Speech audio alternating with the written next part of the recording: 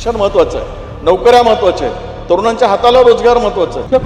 468 शाळांमध्ये पूर्व विदर्भातील 468 एकूण शाळांमध्ये शिक्षक नाही. तरुणांना मानधनावर 20,000 रुपये देऊ खूप तरुणांची फौज उभी झाली. तर म्हणून चांगल्या शिक्षलेल्या MSc BEd झालेले, BEd झालेले अशा शिक्षकांना त्या निवृत्त शिक्षकांच्या ऐवजी त्यांची नियुक्ती करावी.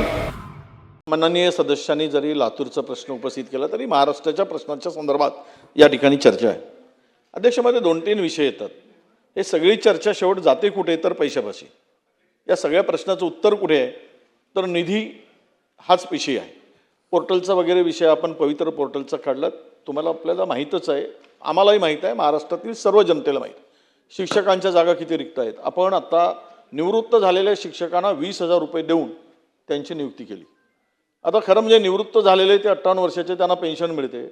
मला पैसा प्रश्न होता की त्यांना एज्युकेशनमध्ये ठीक आहे काही दीर्घकाळ शिकवले असतील पण त्यापेक्षा वेल एज्युकेटेड आणि निपुण हुशार तरुण मिळू शकतात.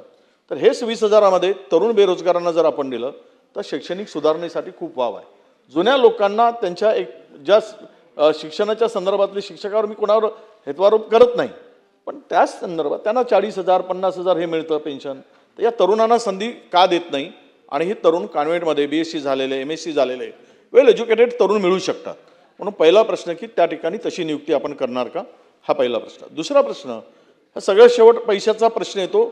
शाळांच्या संदर्भात सुविधांच्या संदर्भात आपण म्हणाला तो फार मोठा प्रश्न नक्की आहे. तर आपण जरा विनंती करा मुख्यमंत्री महोदयांना.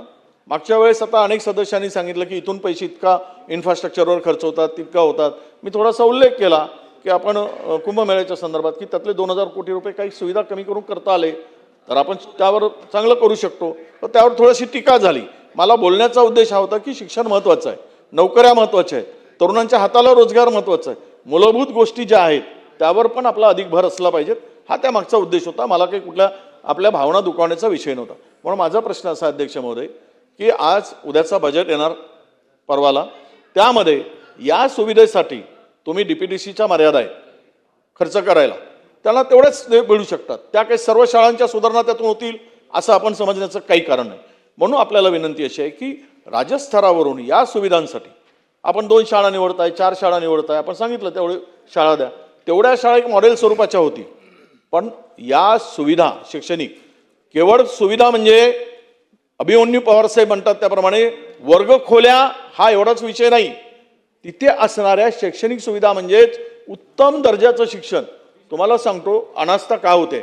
468 शाळा एकट्या विदर्भात अध्यक्ष महोदय शिक्षक नाही म्हणून एकही शिक्षक नाही. मी रेकॉर्डवर बोलतोय, माहिती घ्या नाही तर सभागृहाची मी माफी मागेल. एकही शिक्षक नाही. 468 1 ते 5 पर्यंत, 1 ते 5 पर्यंत आणि 5 ते 8 पर्यंत शिक्षकच नाही 468 शाळांमध्ये. पूर्व विदर्भातील 468 एकूण शाळांमध्ये शिक्षक नाहीत. तिची माहिती घ्या आणि माहिती घेऊन आपण वाटल्यास उत्तर द्या. मी रेकॉर्डवर मी माफी मागेल सभागृहात, तुमची माफी मागेल जरी चुकीचं असेल तर. या झाल्यात 1 ते 5 पर्यंत. 5 ते 8 पर्यंत आपल्याला सांगतो 1628 शिक्षक लागतात. 5 ते 8 पर्यंत 1628 आपण पवित्र पोर्टलच्या माध्यमातून भरतो असं म्हणता येते. पण एवढ्या मोठ्या प्रमाणात जर विदर्भात असेल तर जे आता अभिमन्यू पवार साहेब सांगतायत, ओम साहेब तुम्ही सांगतायत त्याप्रमाणे महाराष्ट्रामध्ये किती शिक्षकांच्या जागा रिक्त आहेत याचं एक जरा सांगा ना. आम्ही सांगतो आम्हाला ओढून लावता आपण पवित्र पोर्टल वगैरे करून भरतो, आज तशी बात होत नाहीये. तुम्ही सांगताला ते म्हणजे क्लिअर सांगतो मी. आपण वाईट वाटून घेऊ नका, आपल्याला मर्यादा आहे शिक्षण मंत्री म्हणून. शेवट पैसा कुठून आला देतील तर येतील. आता ते बजेटवर चर्चा होईल की जर तुम्ही बचत केली नाही 1,62,000 कोटीची तर उद्या एप्रिलमध्ये पगार देणंही वांदे होतील. ते आता बचत कशी करायची सगळं कसरत सुरू आहे. त्या कसरतीवर तो तुमचा प्रश्न आहे. मला त्यावर अधिक ते फायनान्सचा विषय मी त्यावर अधिक बोलणार नाही. पण पहिला प्रश्न आणि दुसरा प्रश्न 2च प्रश्न असलेल्या पूर्ण रिक्त जागा तरुणांना मानधनावर 20,000 रुपये देऊन खूप तरुणांची फौज उभी झाली. तर म्हणून चांगल्या शिक्षलेल्या MSc BEd झालेले BEd झालेले अशा शिक्षकांना त्या निवृत्त शिक्षकांच्या ऐवजी त्यांची नियुक्ती करावी. ते करणार का, पहिला प्रश्न. दुसरा प्रश्न ही सगळ्या सुविधेच्या संदर्भात एक ठोक तरतूद राज्य सरकारने शिक्षण विभागाला मिळवून देण्यासाठी माननीय मुख्यमंत्र्यांच्याकडे आपणही करा पण कदाचित या सभागृहामधली अनेक सदस्य बोललेत, त्यांना सुद्धा त्यांच्या भावना घेऊन जाऊन त्या संदर्भात मुख्यमंत्र्यांच्याकडे बैठक लावा आणि आपण विनंती करू की या सगळ्या व्यवस्थेमधून कुठून तरी काढा आणि एक ठोक तरतूद 2000 की 1000 कोटी रुपयाची द्या, याचं उत्तर आपण द्यावं. दुसरा प्रश्न आणि शेवटचा अत्यंत महत्वाचा प्रश्न, एक तुम्ही मॉडेल शाळा वगैरे सगळं करताय, तर आपण पहिल्यांदा एकच सुविधा करू ना, ज्या शाळामध्ये आत्ता तुमच्या वर्ग खोल्या नाहीत, एखाद्या वेळेस शौचालय नाहीत तिथे तो खूपच शाळा आहेत, पण वर्ग खोली आणि शौचालय हे दोन महत्वाचे विषय.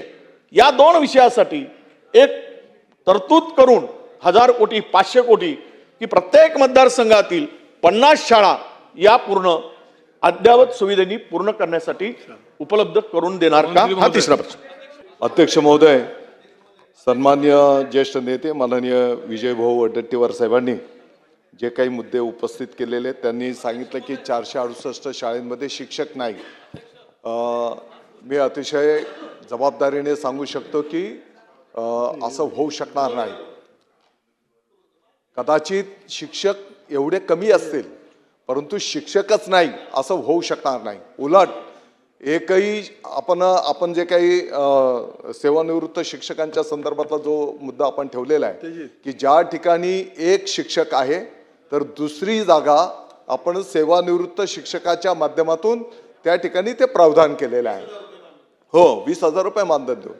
आणि म्हणून आत्ताच्या घडीला या संदर्भामध्ये संच मान्यता हे संपूर्ण राज्यव्यापी प्रगतीपथावर आहे.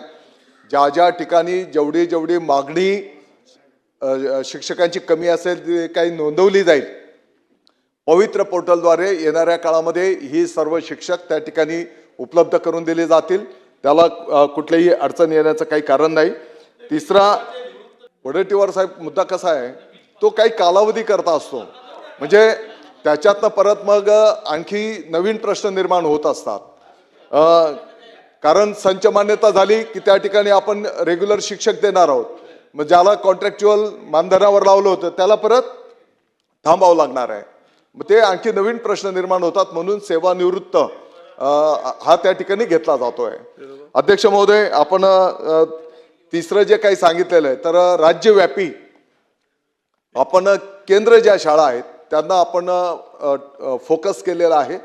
या सर्व केंद्र शाळा म्हणजे तिथे जास्ती पटसंख्या पण आहे आणि मध्यवर्ती ती शाळा आहे, ती एकदा परिपूर्ण आपण विकसित केली की ते मॉडेलचं इतर शाळांमध्ये मग त्याचं अनुकरण केलं जाईल.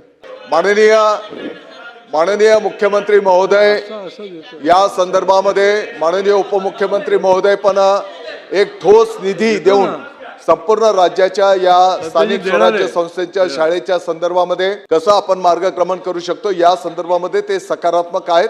मला वाटतं की येणाऱ्या काळामध्ये या संदर्भातला सकारात्मक निर्णय होईल.